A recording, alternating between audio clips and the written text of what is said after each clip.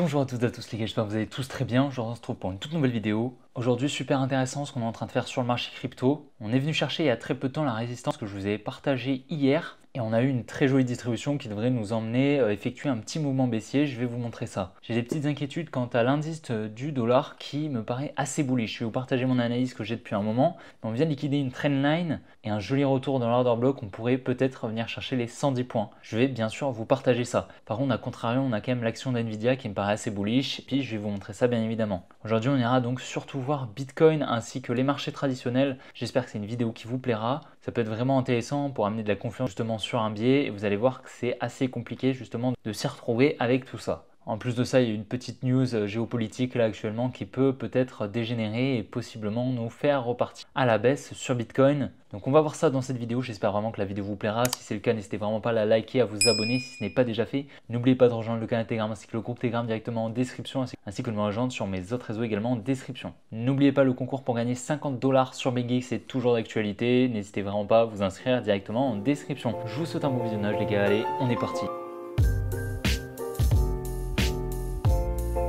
Donc on est directement sur le graphique du Bitcoin. Comme on peut le voir, on est donc venu chercher ici donc le high qui était pour moi protégé. Pourquoi il était protégé? Parce qu'on était venu donc liquider cette trendline ici qu'on avait eu un gros transfert entre la main forte et la main faible qui s'était exécuté juste là. Donc pour moi, ce high était un high très pertinent et on était venu donc conforter une résistance qu'on avait juste ici, comme on peut le voir, qu'on est venu ici liquider avec une distribution dans la fractalité. Je vais vous montrer ça de suite. Donc comme on peut le voir ici, on avait donc une grosse distribution qu'on pourrait mettre comme ça, Buying Climax, Automatic Rally, Secondary Test et Uptrust. Sinon on en avait une plus petite comme ça, Buying Climax, Automatic Rally, ST et Uptrust. Donc voilà, on est venu casser la première trading range et on va très probablement venir chercher celle-ci. Voilà, on aurait une trading range ici qu'on est venu conforter juste là avec ce petit mouvement baissier. Donc on est venu en fait créer un nouveau support juste là et donc de la liquidité qu'on va venir chercher. Ça va nous permettre de venir mitigater d'une partie de l'imbalance juste là, comme on peut le voir, c'est de l'imbalance en daily. Et on devrait donc venir en combler une partie au minimum. Vous le savez, on a shift la structure ici, on pourrait même le mettre juste là. Donc à partir de ce moment-là, on a été haussier selon moi. Et donc si on vient donc liquider ce lot ici, qui est pour moi protégé, on va passer baissier, on repassera baissier.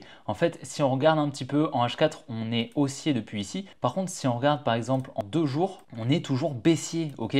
On peut voir qu'en fait, on est toujours baissier en 2 jours. Ici, on aurait un high, un low, un high, un low, un high, et puis ici on pourrait continuer à tendance baissière. Donc c'est pour ça qu'il va quand même falloir être assez prudent, même si le bottom me paraît être opposé, il y a quand même un sentiment assez bullish actuellement sur le marché. Donc on pourrait totalement venir continuer cette tendance baissière en 2 jours. Donc on va bien sûr surveiller ça. Pour le moment en H4 on est bullish et si justement on vient à casser ce low, on viendra très probablement continuer la baisse. Ok, donc ça c'est un low qui est pour moi protégé parce que si on regarde en 1 heure par exemple, on va voir qu'ici en fait on était venu liquider une trendline, très jolie trendline ici. Ça signifie quoi? Ça signifie qu'en fait ici la Dominier à la cassure de cette trendline haussière, la Dominier est passée baissière. Donc ici elle est venue injecter des ordres en vente, ce qui a permis à la smart money d'acheter. Ici la smart money a injecté pas mal de positions en achat. Et donc elle va venir protéger sa dernière injection d'ordre qui est ici. En venant effectuer ce mouvement baissier, elle vient également effectuer la mitigation de tous les ordres qui sont ici à la baisse, à l'inverse du biais. Ok, donc ce lot c'est protégé. Si on vient le casser, je passerai baissier. C'est le lot ici des 58 850 $ et il sera très important à surveiller. Juste au-dessus, on a donc une demand qui est pour moi, je pense, assez pertinente. On pourrait y revenir et effectuer la mitigation de cette demand pour ensuite peut-être repartir à la hausse si justement on est sur un retournement et qu'on repart à la hausse, que le bottom est bien trouvé. Mais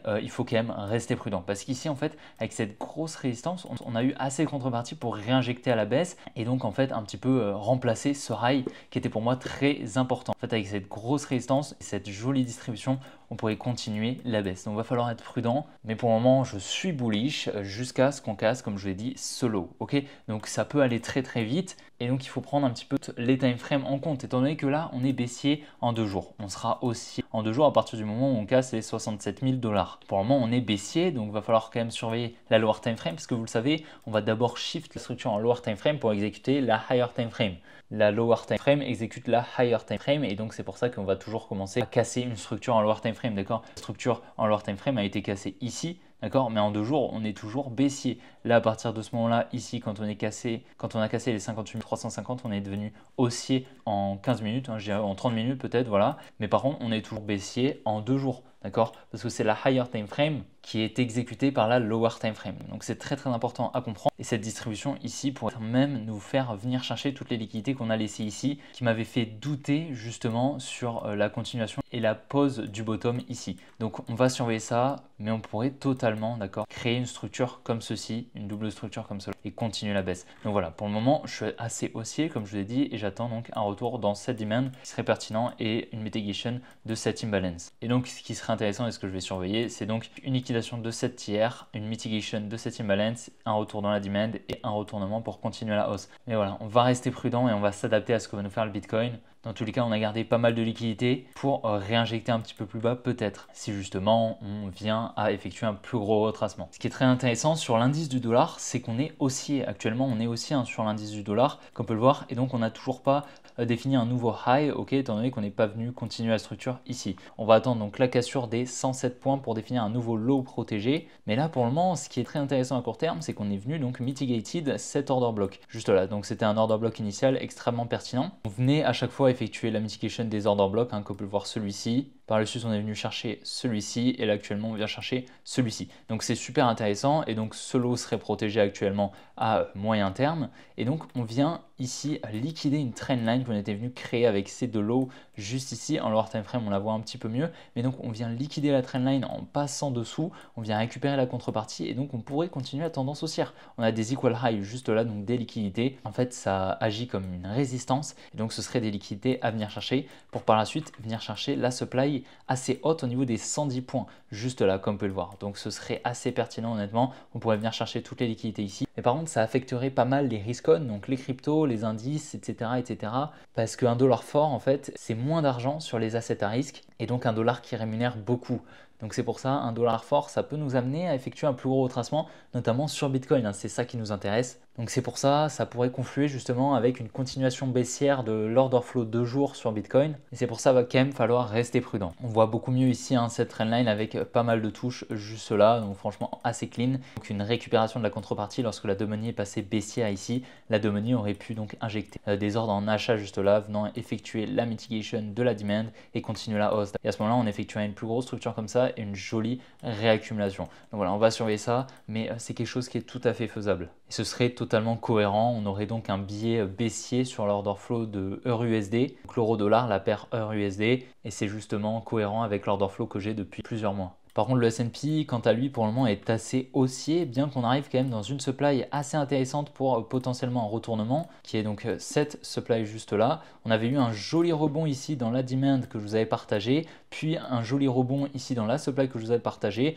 On vient actuellement donc la transverser probablement, et on pourrait donc effectuer la mitigation du bloc institutionnel un petit peu plus profondément. Mais on va quand même surveiller ça, on a pas mal de gaps ici peut-être à venir combler. Donc ces gaps en fait c'est de l'imbalance, hein, c'est équivalent à l'imbalance. Et donc on va surveiller ça, mais un petit peu de liquidité ici et on pourrait donc venir créer une plus grosse structure baissière si justement on continue cette structure baissière, d'accord? Donc c'est possible. Et ce serait justement cohérent avec un dollar fort comme je vous l'ai dit, et à ce moment-là ça nous amènerait à un Bitcoin baissier. Parce qu'en fait le Bitcoin va exécuter un petit peu le biais global qu'on a sur le S&P. Si le S&P il est haussier, le Bitcoin sera haussier. Si le S&P est baissier, en général, le Bitcoin est baissier. Hein. C'est ce qu'on a eu durant le bear market. Le S&P était baissier, le Bitcoin a très bien retracé. Et donc là, on a eu un petit rebond. C'est pour ça qu'il va quand même falloir surveiller donc, les marchés traditionnels parce que ça nous donne quand même une jolie direction. Et là, actuellement, lorsqu'on peut avoir des moments un petit peu de doute sur le Bitcoin, ça peut être intéressant donc d'aller voir les structures sur le S&P et Nvidia qu'on va aller voir de suite. Donc c'est intéressant d'aller voir Nvidia. Pourquoi? Parce que c'est une des plus grosses capitalisations du S&P, ça veut dire qu'elle a un impact énorme, d'accord? On va beaucoup la prendre en compte en fait dans les performances. Plus la capitalisation de l'entreprise est cotée dans le S&P, plus sa performance va être prise en compte. C'est-à-dire la première entreprise la plus capitalisée, c'est Apple du S&P. Et bien ce sera Apple qui va impacter le plus le S&P dans sa performance. Je pense que vous comprenez, mais en gros, voilà,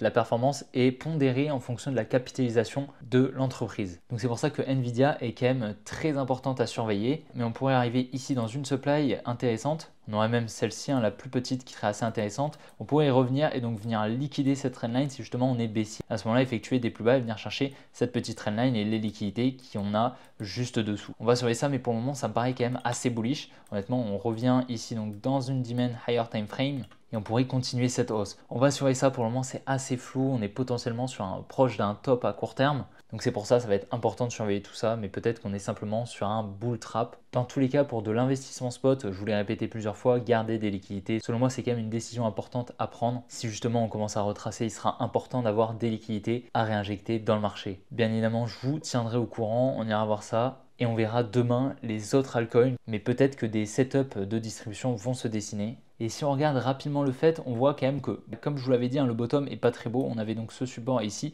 Peut-être que c'est le bottom, mais on a quand même un support qui détient de la liquidité. Donc, et en plus de ça, on effectue pas mal de structures comme cela sans venir les liquider. Hein. Comme on peut le voir, on laisse plein de liquidités derrière nous.